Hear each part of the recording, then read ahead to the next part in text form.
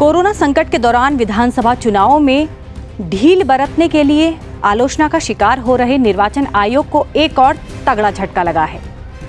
Supreme court और high court में आयोग की पैरवी करने के लिए तय वकीलों के पैनल के सदस्य मोहित डी राम ने अपना इस्तीफा दे दिया है। मोहित ने इस्तीफे की वजह बताई है कि निर्वाचन आयोग की मौजूदा कार्यशैली और उनके सैद्धांतिक मूल्यों के बीच तालमेल नहीं बैठ रहा है, इसलिए वे अपना इस्तीफा दे रहे हैं।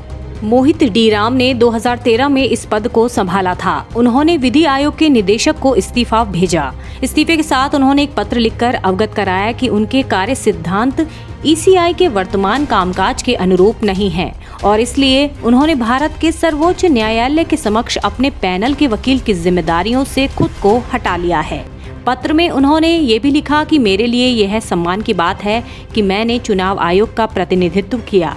मैंने आयोग के स्टैंडिंग काउंसिल के रूप में शुरुआत की, वहां से चुनाव आयोग के वकीलों के पैनल का सदस्य बना। यह उपलब्धि मेरे करियर में मील के पत्थर की तरह रही है, लेकिन अब मैं अपनी इस जिम्मेदारी से मुक्त होना चाहता हूं, क्योंकि आयोग की कार्यशैली के साथ मैं तालमेल नहीं बिठा पा रहा हूं। आयोग के एक प्रवक्ता के अनुसार मोहित को 2019 के बाद से चुनाव आयोग के किसी भी केस को नहीं दिया गया था। मोहित के इस्तीफे देने से कई तरह की बातें सामने आ रही हैं। उनका इस्तीफा ऐसे समय में आया है जब चुनाव आयोग न्यायपालिका समेत कई जगहों से आलोचना सुन रहा है। बता दें कि कुछ दिन पहले मद्रास हाई कोर्ट ने कोरोना की दूसरी लहर के लिए आयोग को जिम्मेदार ठहराया था। अदालत ने कहा था कि आयोग ने पहले तो महामारी के दौर में 5 राज्यों में विधानसभा चुनाव कराए। इस दौरान कोरोना का प्रसार रोकने संबंधी नियमों का भी पालन नहीं कराया गया। इससे लाखों लोगों की जान जोखिम में पड़ी। आयोग के अफसरों पर इसके लिए हत्या का मुकदमा चलना चाहिए। ये टिप्पणी बहुत ही तल्ख थी।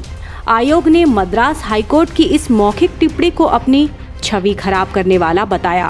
साथ ही इसे हटवाने के लिए उन्होंने हाईकोर्ट में याचिका भी लगाई। याचिका में अपील की गई कि अदालत की इस मौखिक टिप्पणियों को प्रकाशित प्रसारित करने से मीडिया को रोका जाए। मद्रास हाईकोर्ट ने चुनाव आयोग की दोनों ही मांगे खारिज कर दी। इसके खिलाफ आयोग ने सुप्रीम कोर्ट में अपील की, लेकिन उसे वहां से भी राहत नहीं मिली। सुप्रीम कोर्ट ने हाई कोर्ट की इस टिप्पणी को तल्ख और गैर जरूरी तो माना, लेकिन इसे हटाया नहीं। साथ ही उन्होंने मीडिया पर भी इसके प्रकाशन और प्रसारण पर किसी तरह की रोक लगाने से इनकार कर दिया।